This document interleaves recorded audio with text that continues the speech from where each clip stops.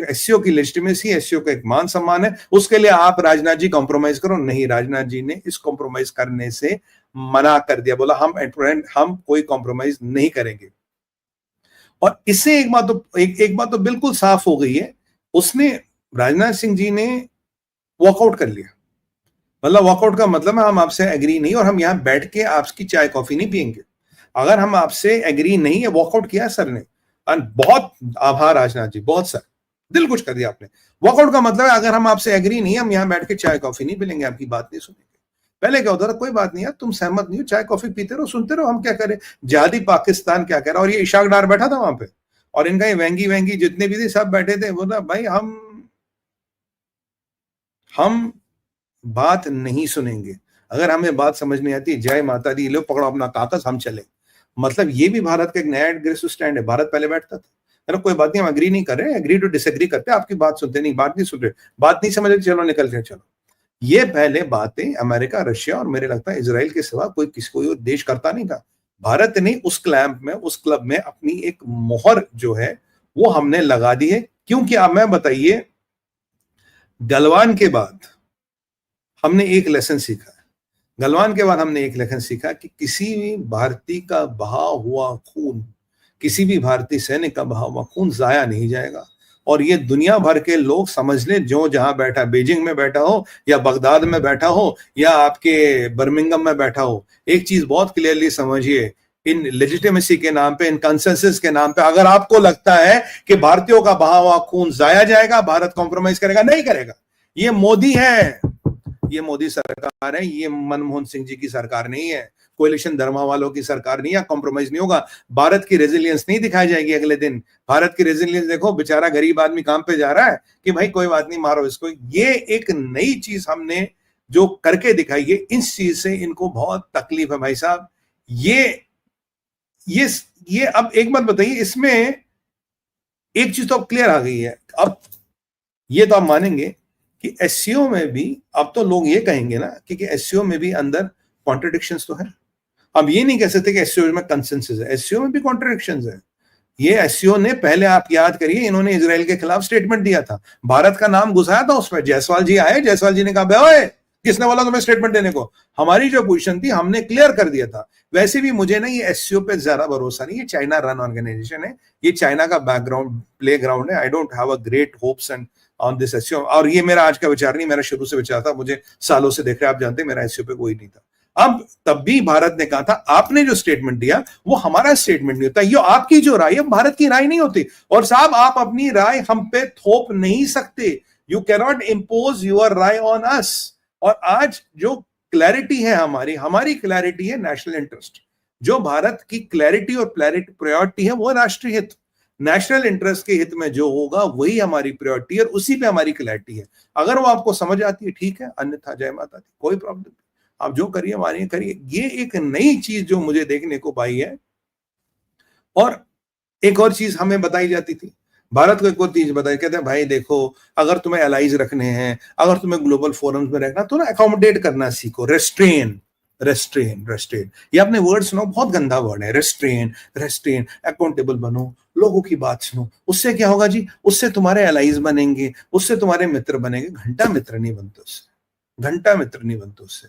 आपके पास सैन्य बल शस्त्र बल होगा, टेबल पे पैसे रखिए, दुनिया आपके सामने खड़ी हो जाती है। आज भारत से जो लोग व्यापार करते हैं, उन्हें प्यार नहीं है, उन्हें लगता भारत सबसे बड़ी इकोनॉमी है, भारत में पैसा, भारत में व्यापार करोगे तो 4 पैसे कमाओगे। तो ये जो एलाइज बनाने का हमें गुट्टी पिलाई गई थी कि बेटा एलाइज बनते हैं, बेटा सुनना करो, बेटा बोला मत करो, से ये हमने बोल दिया, हमें एलाइज वेलाइज नहीं चाहिए। एससीओ अपनी जगह होगा। भारत, एससीओ की लेजिटिमेसी भारत से है। अगर कल को भारत और रशिया उसमें से निकल गया तो बॉयज क्लब लगेगा, वो GF-17 क्लब लगेगा। GF-17 है ना, हाँ GF-17 का मतलब पता क्या, जंग फाइटर अंडर 18। तो ये अंडर 18 का क्लब लगेगा अगर भारत और रशिया उसमें से निकल जाता। तो हमने जरा चाइना को बोला ये जो तुम्हारा फ्रेंडली नेबरहुड क्लब है, इसको जरा औकात में डालो भैया, अगर हम निकल गए तुम्हारा क्लब बच्चों वाला क्लब रहेगा और हमें इसकी जरूरत नहीं है। और ये जो एससीओ की हिपोक्रेसी थी, जहां चाइना और पाकिस्तान को लगता था they can get away with anything, कोई बोलता नहीं था पहले। एक बार मोदी जी ने बोला था ऐसे, बोला कम make in India, Xi Jinping ऐसे बैठा था। तब से शी जिनपिंग मोदी जी के साथ बैठता ही नहीं। पता नहीं मोदी जी कौन सा बम फोड़ दे, पता नहीं मोदी जी कौन सा धमाका कर दे और शी जिनपिंग की शक्ल इतनी सी रह जाएगी। मतलब, और ये पाकिस्तानी वहां बैठे रहे। पाकिस्तानियों को लगा हिंदुस्तान से बलोचिस्तान घुसवा के उनका मिशन ऑब्जेक्टिव अचीव हो जाएगा भाई साहब। और भारत का क्लियर मैसेज है, अगर आपको ब्लड शेड पे कंसेंसस बनाना है, ब्लड शेड को पे कंसेंसस बनाना है कि कुछ नहीं हुआ, ये घटनाएं होती रहती हैं भाई साहब, we are not interested in that, we are not a part of that group. If you think bloodshed होना is okay and you make a consensus, it was a terrorist attack, it happened, हुआ जी, गलती हो गई, हम उस पर जांच करें, नहीं। अगर खून बहेगा तो भारत वहां नहीं रहेगा, अगर भारतीयों का खून बहेगा तो भारत वहां नहीं रहेगा। ये नया मंत्र है कि आप खून बहाओगे तो हमसे सभ्यता की अपेक्षा ना करें, हमसे सभ्य बिहेवियर की अपेक्षा ना करें। ये बहुत क्लियर मैसेज दिया है। और कहीं ना कहीं अगर आज आप हमारा ये आक्रामक व्यवहार देखेंगे तो आपको क्या लगता है, इसको फ्रांस, जर्मनी, यूके, यूएसए और आपका इजराइल नहीं देख रहा, ये वो भी देख रहे हैं। मैसेज वहां तक भी जा रहा है साहब, मैसेज उन तक भी जा रहा है कि भारत अब अपनी शर्तों पे अपनी जगह आएगा। फोरम के नाम पे, एलाइस के नाम पे, कंसेंसस के नाम पे आप भारत के इंटरेस्ट को जो स्कटल करते आए हो, सबने किया है, मैं आपको बताऊं, सबने किया वक्त वक्त पे, वो आप नहीं कर पाओगे। स्ट्रेटेजिक रेस्ट्रेंट नहीं हो पाएगा। मतलब making no roads to China is not a solution. And NCLT का टैक्स, जेएनटी टैक्स, बॉर्डर पे सड़क नहीं बनाना, ब्लड प्रूफ जैकेट बाहर से लाना, ततरा की ट्रक बाहर से लाना, ये वाला सिस्टम जो बने थे ये अब चलने वाले नहीं है। और आपको मैं बताऊं, और एक गलत धारणा थी दुनिया में, उरी में इतने मरे, ठीक है, छठी सिंहपुरा में इतने मरे, वंधामा में इतने मरे, यहां दिल्ली में इतने मरे, सदर बाजार में बम ब्लास्ट हुआ इतने मरे, ये आपके अक्षरधाम टेम्पल पे अटैक हुआ इतने मरे। भारतीयों की जिंदगी और खासकर हिंदुओं की जिंदगी सब नंबरों में फंस के रह गई थी। हमारे मरने वालों की अंक गणित का हम भाग बन गए थे, पर वो जो चेहरा उसके पीछे था, जो व्यक्तित्व उसके पीछे था, वो कहीं जाकर छुप गया था। हमारी मृत्यु एक नंबरों में होती थी, 60 मरे, 70 मरे, 183 मरे, 273 मरे, या 13 मरे, या 19 मरे, मतलब मरे मरे मरे मरे मरे मरे मरे, और we are okay with it. मर रहा मर रहा मर रहा, we are okay with it. ये चीज अब हो रही, क्योंकि अंक गणित में आप भारत के हितों और भारत के हिंदू के हितों को आप दबा नहीं पाओगे। Hindu lives and Indian lives will not be forgotten. और ये जितने भी तुम्हारे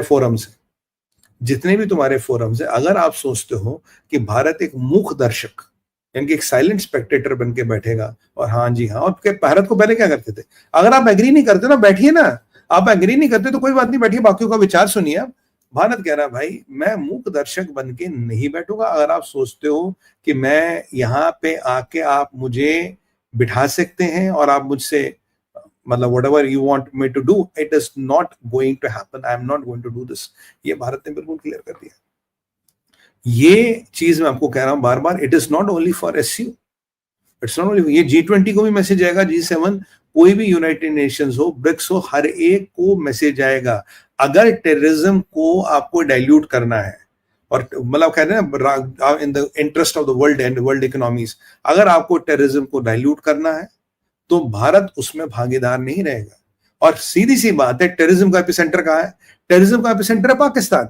तो कहीं ना कहीं एक चाइना और सबको एक मैसेज, जो मेरा इंटरप्रिटेशन है भाई, या तो उनको बिठा लो या हमको बिठा लो, या तो आप चाइना को बिठा लो या हमको बिठा लो, या तो पाकिस्तान को बिठा लो या भारत को बिठा लो। शुरुआत पाकिस्तान और भारत से होगी, आप देखिएगा साल 2 साल में 3 साल में ही होगा, या तो चाइना को बिठा लो या हमें बिठा लो, हमें बिठा लो। मैं आपको शुरू से कह रहा हूं, जिस भी मल्टीलैटरल फोरम में चाइना उसका पार्ट होगा, उस मल्टीलैटरल फोरम से आप किसी आउटकम की अपेक्षा ना करें, वहां कुछ आने वाला नहीं है।